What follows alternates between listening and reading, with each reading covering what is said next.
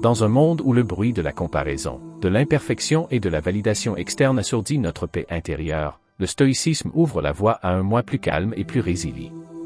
Les stoïciens comme Marc Aurèle et Sénèque n'ont pas seulement survécu au chaos de leur époque, ils ont prospéré en se tournant vers l'intérieur, en maîtrisant leur esprit et en se concentrant uniquement sur ce qui était sous leur contrôle. Aujourd'hui, nous nous penchons sur le fait que l'adoption d'un état d'esprit stoïcien ne consiste pas seulement à endurer les tempêtes de la vie, mais aussi à rester ferme lorsque tout le reste tourbillonne autour de vous. Ce voyage n'est pas seulement une question de philosophie historique, il s'agit de transformer la façon dont nous percevons nos défis et nos victoires, en veillant à ce que chaque pas que nous faisons soit fondé sur la sagesse et la maîtrise de soi. Donc, si vous en avez assez de vous sentir comme une feuille ballottée dans le vent des incertitudes de la vie, restez à l'écoute alors que nous explorons comment ancrer votre estime de soi dans le fondement des principes stoïciens. Si vous appréciez ce que nous faisons ici, une faveur simple et gratuite que je vous demanderai est d'appuyer sur le bouton d'abonnement. De plus, ne sautez aucune partie de la vidéo pour bien comprendre comment ces anciennes stratégies peuvent transformer nos vies modernes. Imaginez que vous entrez dans une pièce et que vous sentez tous les yeux rivés sur vous, non pas avec admiration mais avec une critique. Vous décodez chaque murmure, chaque regard comme un jugement négatif. Le stoïcisme, avec ses racines profondes dans le contrôle de ce qui est entre nos mains, nous invite à changer radicalement cette perspective. Les philosophes stoïciens comme Épictète ont enseigné que ce ne sont pas les événements eux-mêmes qui nous dérangent, mais les vues que nous en avons. Lorsque nous supposons que nous connaissons les pensées de ceux qui nous entourent, nous ne dépassons pas seulement nos limites, nous sapons également notre paix mentale. Épictète soutiendrait que ces hypothèses sont des choses extérieures que nous ne pouvons pas contrôler et dont nous ne devrions donc pas dépendre pour notre stabilité émotionnelle. Il nous conseillait de nous concentrer sur l'intérieur, en nous demandant pourquoi nous donnons un tel pouvoir aux pensées présumées des autres, et comment nous pourrions déplacer notre attention de la validation externe vers la paix intérieure. Il ne s'agit pas seulement de rejeter les opinions des autres, il s'agit de construire une forteresse autour de notre estime de soi, ancrée non pas par les sables mouvants des perceptions des autres, mais par le fondement de notre propre auto-approbation. Lorsque nous cessons d'essayer de lire dans les pensées, nous commençons à nous engager avec le monde de manière plus authentique. Nous ne réagissons pas par insécurité, mais à partir d'une position de force et d'assurance, en ne répondant qu'à ce qui est dit et fait, pas à ce qui est imaginé. Le stoïcisme ne nous aide pas seulement à gérer nos réactions, il nous donne le pouvoir de mener une vie d'indépendance émotionnelle et de réponse rationnelle. Alors, la prochaine fois que vous vous surprendrez à glisser dans le piège de la lecture des pensées, rappelez-vous que la sagesse stoïcienne offre une issue. Il nous apprend à lâcher prise sur le besoin de contrôler l'incontrôlable et à trouver le contentement dans nos propres pensées et actions.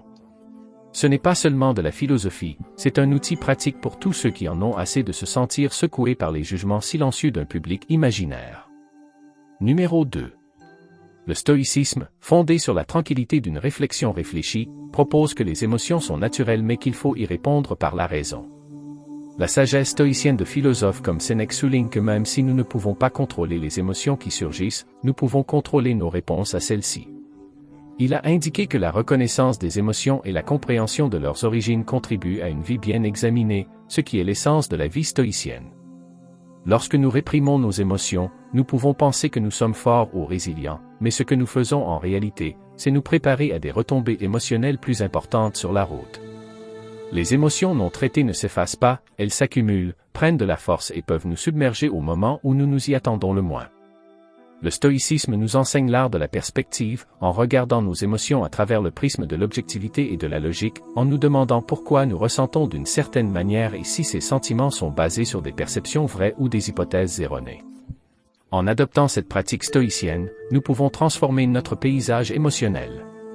Au lieu de refouler les sentiments jusqu'à ce que la pression devienne insupportable, nous apprenons à les traiter en temps réel, en évaluant et en traitant chaque émotion au fur et à mesure qu'elle se présente.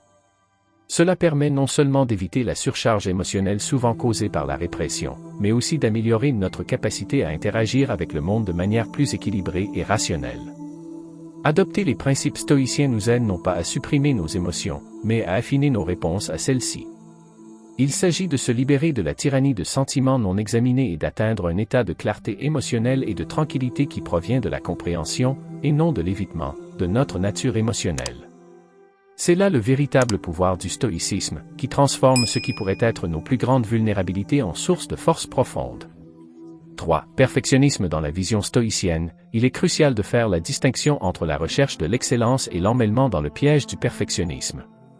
Les philosophes stoïciens, en particulier Épictète, préconisaient de se concentrer sur l'effort plutôt que sur le résultat. Il a enseigné que nos intentions et nos actions sont sous notre contrôle, mais que les résultats, souvent soumis à des facteurs externes, ne le sont pas. Ce principe stoïcien fondamental aide à réaligner nos objectifs. Il ne s'agit pas d'obtenir un résultat parfait, mais de s'assurer que le processus et nos efforts sont ciblés et vertueux. De plus, le stoïcisme nous encourage à accepter les imperfections non pas comme des échecs, mais comme des facettes inévitables de l'être humain. Marc Aurèle, dans ses méditations, a souvent discuté du concept d'accepter ce que nous ne pouvons pas changer et d'améliorer ce que nous pouvons. Cet état d'esprit déplace notre attention de ce qui manque vers ce qui a été accompli, cultivant la gratitude pour nos progrès plutôt que le ressentiment envers nos lacunes.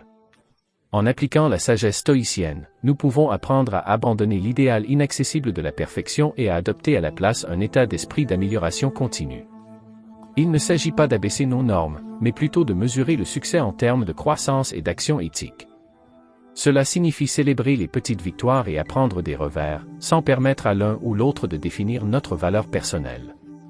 Lorsque nous nous débarrassons du poids du perfectionnisme et que nous le remplaçons par la pratique stoïcienne de l'amélioration réfléchie et de la résilience, non seulement nous soulageons une grande partie du stress inutile, mais nous nous ouvrons également à un mode de vie plus épanouissant, productif et équilibré.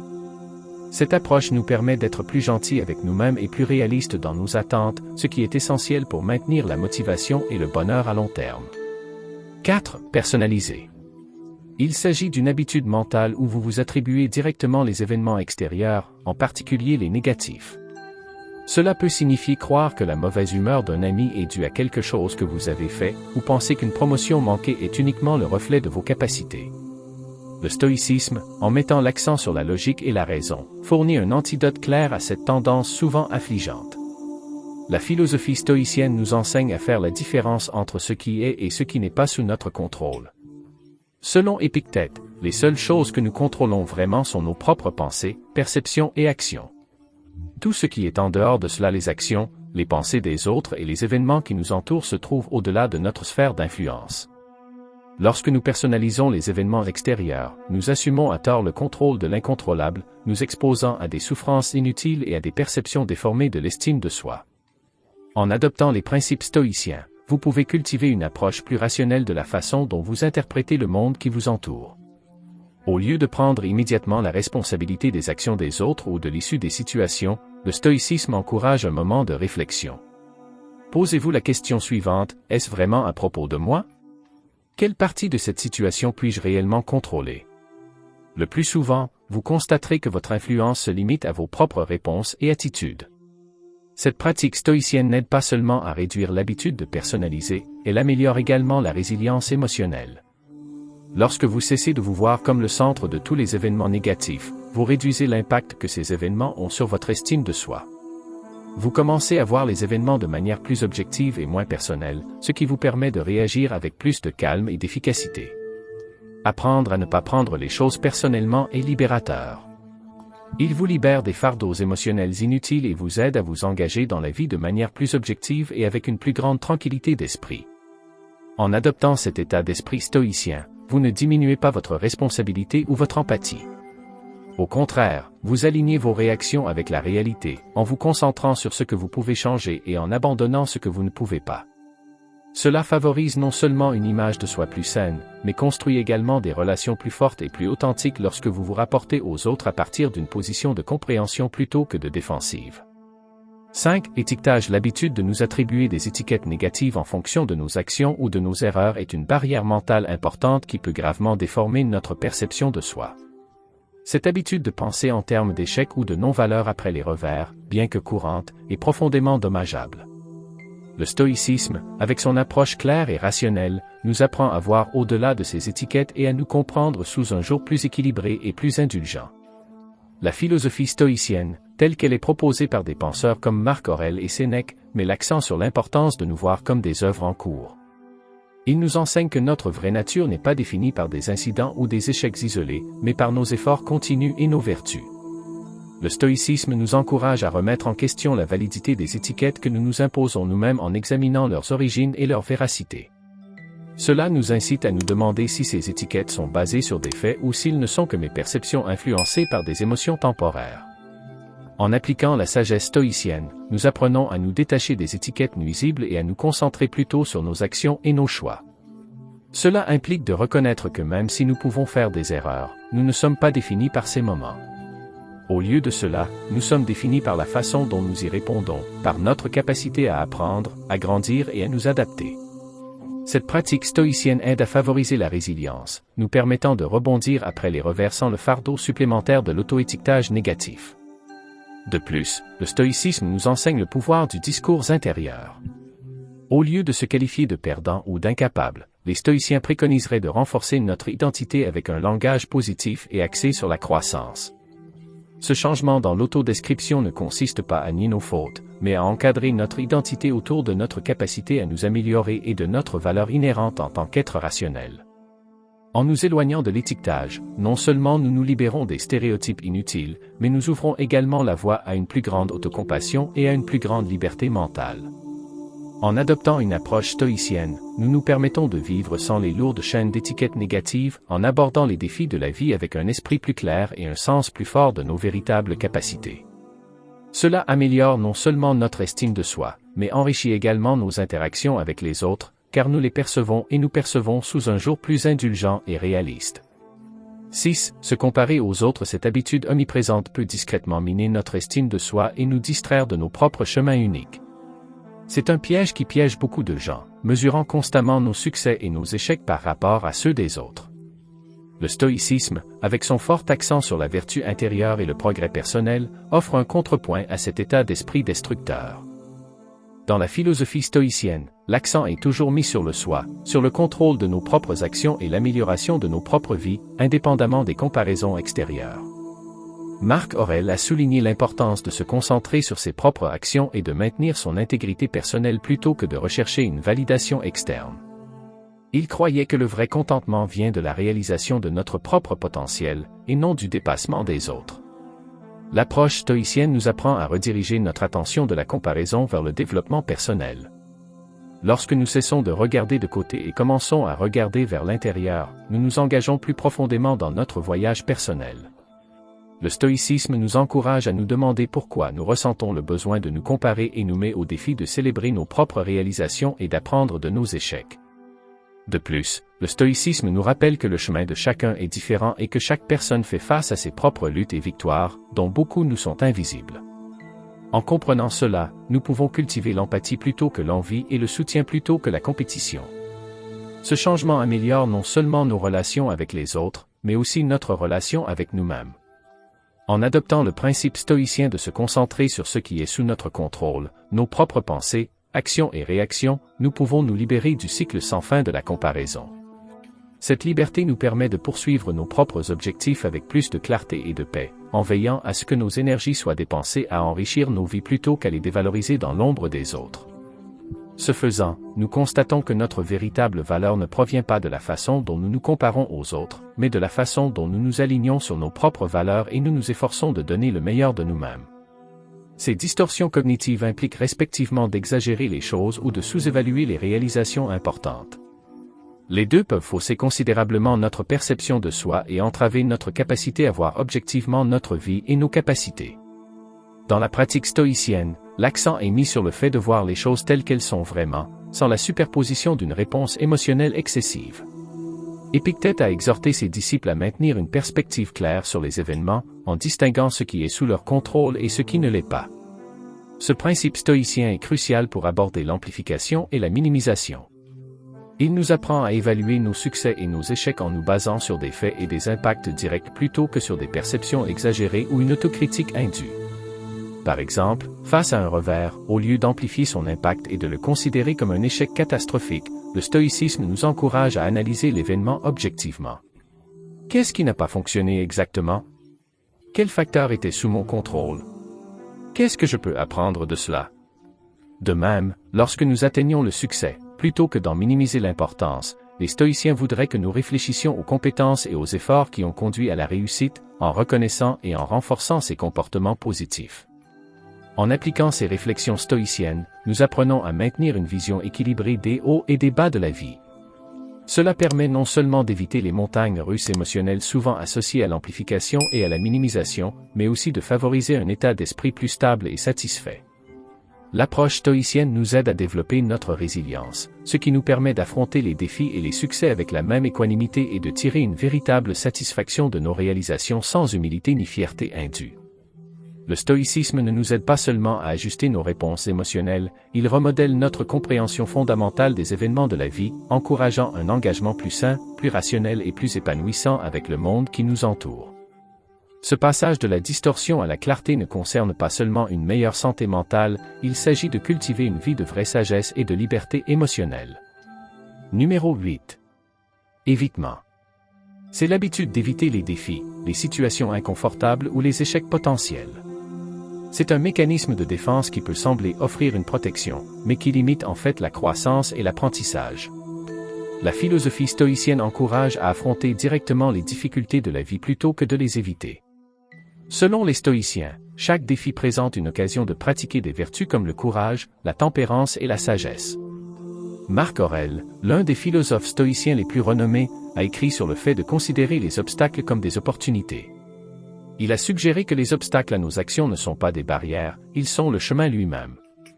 Cette perspective change la façon dont nous voyons l'évitement, non pas comme une mesure de protection, mais comme un déni de la possibilité de s'engager pleinement dans la vie et de développer notre caractère.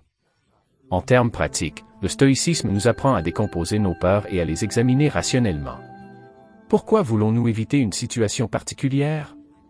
La peur de l'échec ou de l'inconfort est-elle basée sur la réalité, ou est-ce une prédiction exagérée de notre esprit? Les stoïciens soutiennent qu'en affrontant ces questions, nous pouvons gérer nos peurs plus efficacement et choisir des actions qui s'alignent sur nos valeurs et nos objectifs à long terme. De plus, le stoïcisme postule que le véritable épanouissement vient de la vie en accord avec la nature, ce qui inclut l'adoption de la capacité humaine naturelle à s'adapter et à surmonter. De ce point de vue, l'évitement est perçu comme contre nature, comme une déviation de nos capacités intrinsèques à faire face et à résoudre les problèmes. En appliquant les principes stoïciens, nous sommes encouragés non seulement à faire face aux défis, mais aussi à les accepter, en reconnaissant que chaque défi surmonté ajoute à notre résilience et à notre confiance en nous. Plutôt que d'éviter les tâches ou les décisions difficiles, le stoïcisme nous encourage à nous y engager dans le cadre de notre pratique philosophique. Cela conduit non seulement à la croissance personnelle, mais garantit également une vie vécue avec moins de regrets et plus d'authenticité. En affrontant ce que nous craignons ou ce que nous souhaitons éviter, nous adhérons non seulement aux idéaux stoïciens, mais nous forgeons également un chemin de plus grande satisfaction personnelle et d'efficacité dans nos différents rôles de vie. Numéro 9. Il s'agit d'une pratique courante où notre estime de soi est fortement influencée par l'approbation, les opinions ou les éloges des autres. Bien qu'il soit naturel de désirer la reconnaissance, trop dépendre d'une validation externe peut conduire à une instabilité émotionnelle et compromettre notre authenticité. Le stoïcisme, en mettant l'accent sur l'autosuffisance et les valeurs internes, fournit une approche robuste pour lutter contre cette dépendance. La philosophie stoïcienne enseigne que la paix et le bonheur véritable viennent de l'intérieur, et non des accolades ou de l'approbation extérieure. Ce principe est le mieux illustré par l'idée stoïcienne de se concentrer uniquement sur ce que nous pouvons contrôler, nos pensées, nos motivations et nos actions.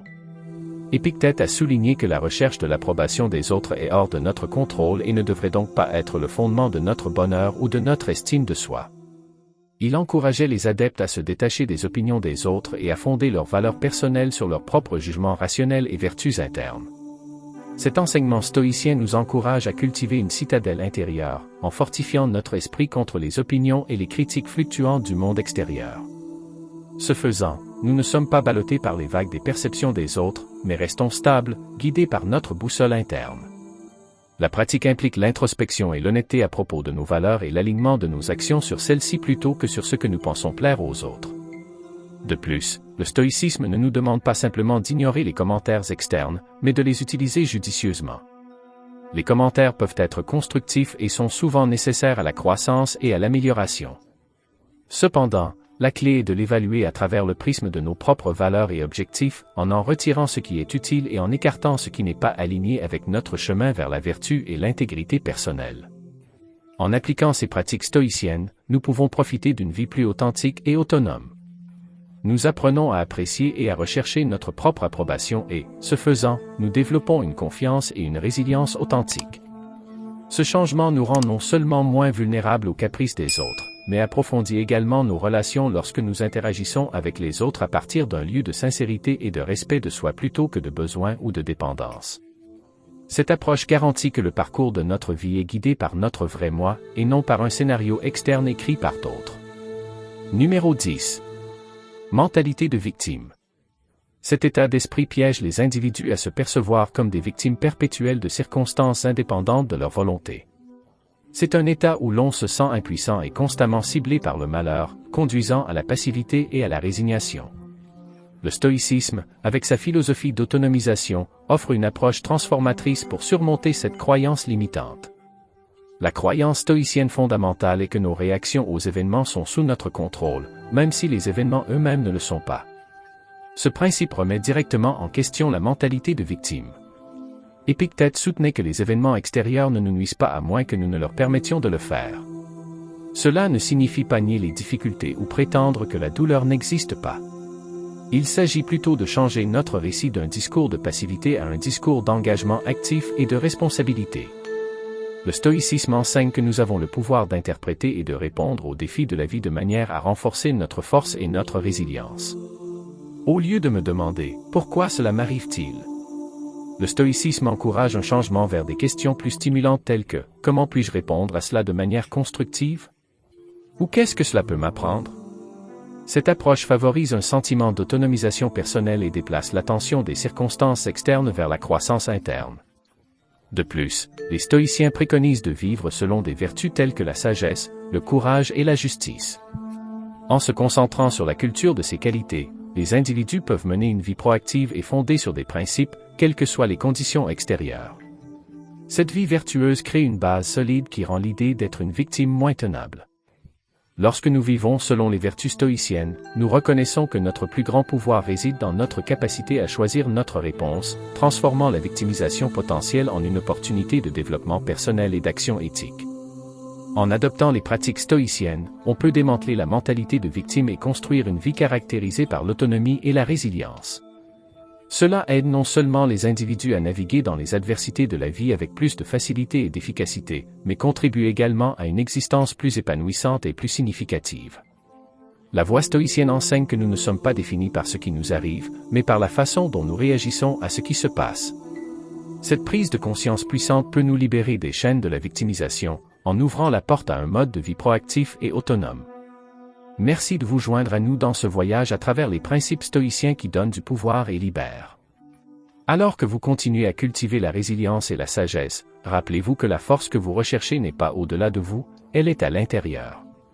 Pour plus d'informations sur la vie stoïcienne, regardez la vidéo suggérée sur votre écran dès maintenant, et plongez plus profondément dans l'art de la vie stoïcienne. Merci de faire partie de la communauté. À devenir plus fort, ensemble.